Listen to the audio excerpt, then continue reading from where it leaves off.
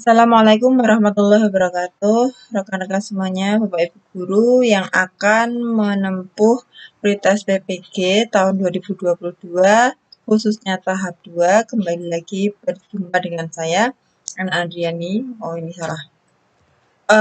Di pembahasan prediksi prioritas PPG 2022 bagian keempat. Nah, ini sesuai kisi-kisi.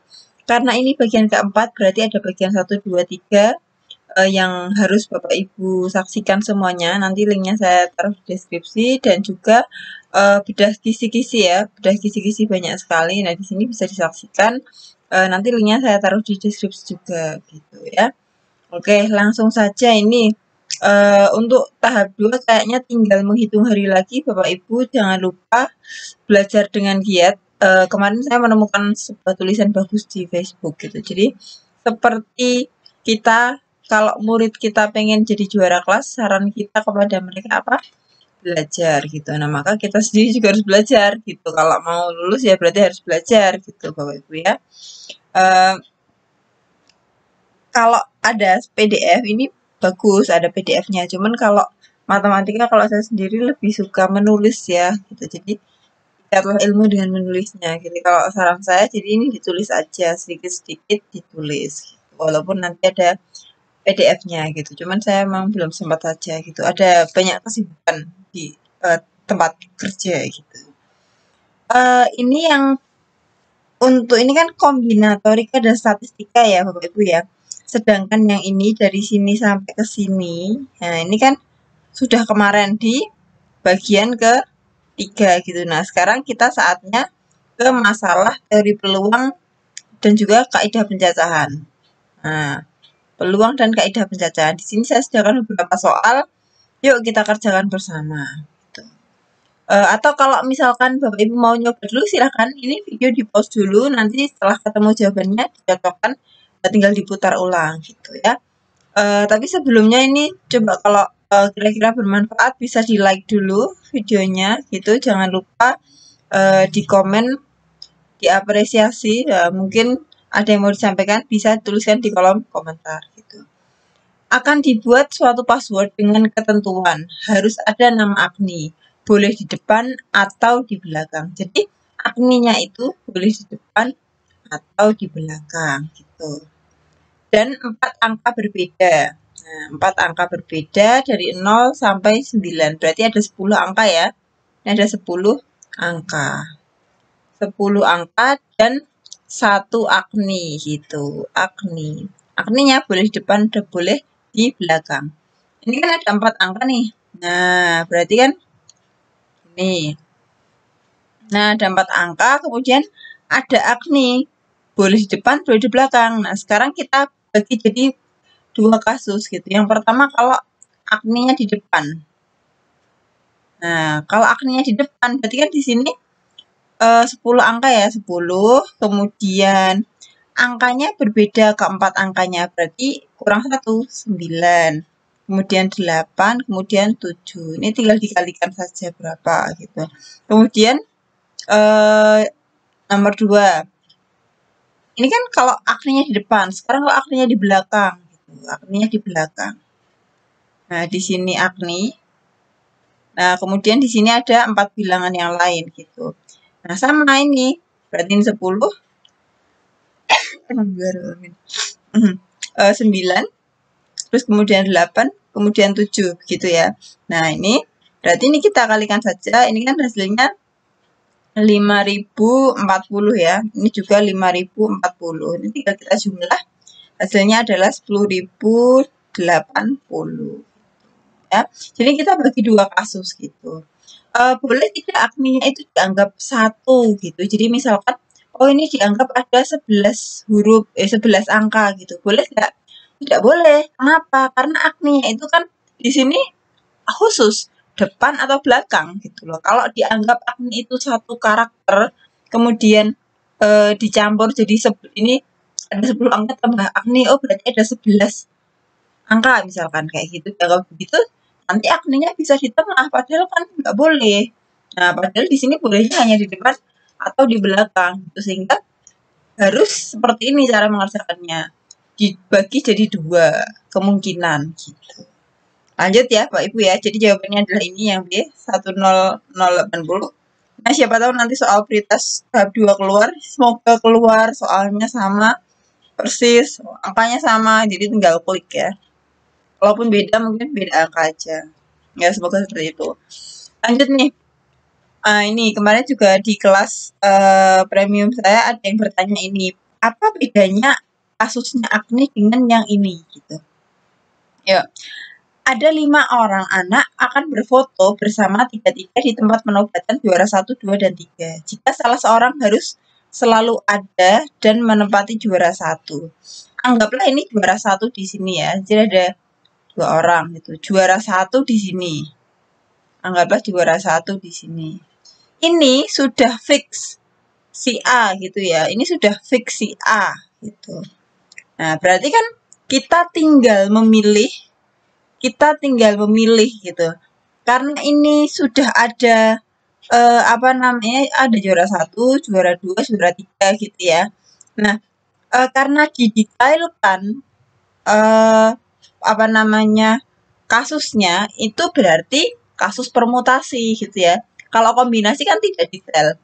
Nah, silakan Bapak Ibu dilihat pembahasan kisi-kisi prioritas PPG bagian kelima. Di situ saya menjelaskan apa bedanya kombinasi dan permutasi kayak gitu ya. Jadi kalau kombinasi tidak detail, urutan tidak diperhatikan, kalau permutasi diperhatikan urutannya gitu ya. Berarti ini kita tinggal memilih 2. Kenapa kok milih 2? Kok enggak 3? Karena si juara 1 ini sudah fix si A gitu ya. Mungkin anaknya siapa gitu. Itu udah fix di situ. Berarti tinggal memilih 2 dari ini 5 orang, si A-nya sudah jadi juara 1, berarti kan tinggal 4 orang. Ya kan? Berarti permutasi 2 dari 4. Kayak gitu. Berarti 4 faktorial dibagi 2 faktorial gitu, yaitu 4, 3, 2 faktorial per 2 faktorial. Jadinya adalah 12 kayak gitu ya. Nah, seperti itu Bapak Ibu ya. Gitu.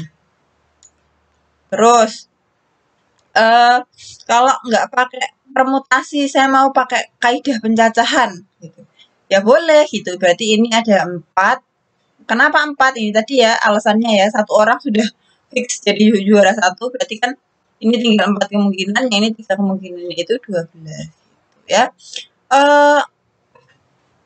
Bisa nggak ini terus nanti dibalik yang juara 3-nya ini 4, ini 3, terus nanti jadinya dijumlah? Tidak boleh. Kenapa?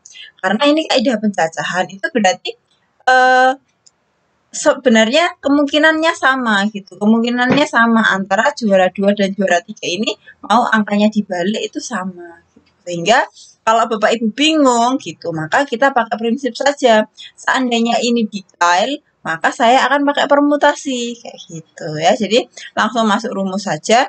Nah, nanti kok 12. Oh iya betul 12. Nah, nanti langsung ketemu jawabannya gitu ya Bapak Ibu. Lanjut. Sebuah dadu yang tidak seimbang berakibat peluang munculnya mata dadu tidak sama. Diberikan satu dadu dengan peluang muncul angka 1 adalah sepertiga dari mata dadu angka lain. Gitu. Berarti ini kan kalau dadu itu berapa? 1, 2, 3, 4, 5, 6 ya, 6 mata dadu. Peluang muncul mata dadu 1 adalah sepertiga dari yang lain. Jadi kalau ini X peluangnya ya, peluang. Jadi kalau ini angka satunya X, yang lain itu 3X gitu kan. Peluang muncul mata dadu 1 adalah sepertiga dari yang lain. Jadi kalau ini X, ini 3X. Semua 3X, 3X, 3X, 3X gitu ya. Mata dadu yang lain munculnya sama. Peluang munculnya mata dadu dengan angka prima. Prima berarti 2, 3, 5 ya. Nah, berarti peluang kejadiannya adalah dijumlah aja ini. Berarti 9X per semuanya berapa? Nah, semuanya adalah 16 ya, 16X gitu. Berarti 9 per 16 gitu. Ya, Bapak Ibu. Berapa yang D? Nah, seperti itu ya. Lanjut. Sebuah dadu ditos 3 kali. Sebuah dadu ditos 3 kali, peluang jumlah mata dadu yang muncul sama dengan 5. Ya didata gitu, data. Berarti kan 1 berapa ya? 1 1 3. Aduh, kaki saya sakit. Terus kemudian 1 2 1 2 2. Oke.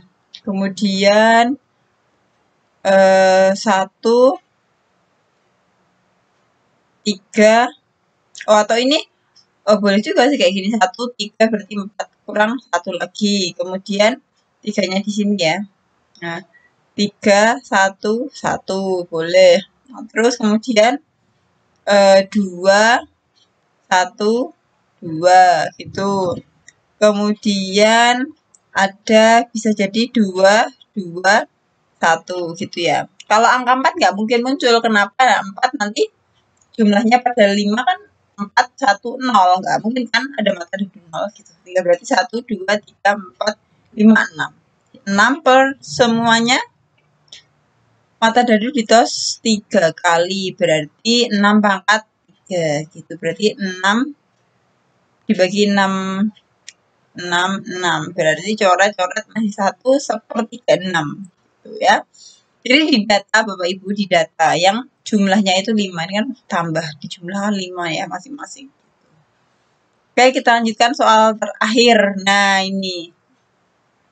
Dalam suatu ujian terdapat 10 soal. Oke, dari nomor 1 sampai 10, jika soal nomor 3, 5, dan 8 harus dikerjakan.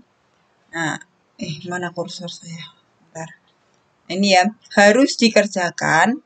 Dan peserta ujian hanya diminta mengerjakan 8 dari 10 soal. Gitu. Maka banyak cara seorang peserta memilih soal yang dikerjakan. Oke, ini harus mengerjakan 8 ya, harus mengerjakan 8 soal. Padahal soal nomor 3, 5, dan 8 harus dikerjakan gitu. Berarti dari 8 itu 8 itu kan berarti ada 3 wajib dan 5 milih gitu kan. Nah, 5 milih gitu. Berarti kita tinggal memilih. Nah, memilih 5 dari, nah 5 dari kan kita milih 5 ya. 5 dari, ini ada 10 soal, yang 3 wajib dikerjakan. Berarti tinggal 7 ya. 10 kurangi 3, 7. Nah, berarti ini kan 7 faktorial dibagi 5 faktorial. 7 kurangi 5, 2 faktorial. Berarti berapa? 7, 5, 7, 6, 5 faktorial. Nah, sini 5 faktorial, 2 faktorial, 2 kali 1. Gitu. Serat, 3. Ya, berarti 21. Gitu ya, Bapak Ibu. Jawabannya adalah 31. Nah, seperti itu. Jadi, banyak sekali variasi soal. Nah, yang penting Bapak Ibu perhatikan adalah di sini kisi-kisinya. Nah, menggunakan kaidah pencacahan. Jadi, dikoleksi aja soal-soal terkait dengan itu. Gitu ya. Oke, cukup dulu. Semoga bermanfaat. Agar tidak ketinggalan video saya yang lain, jangan lupa bisa di-subscribe gitu. Kalau bermanfaat, di-like. Kalau nggak suka, di-dislike aja nggak apa-apa. Cukup, semoga bermanfaat. Kita lanjutkan di kesempatan mendatang. Gitu. Cukup. Wassalamualaikum warahmatullahi wabarakatuh.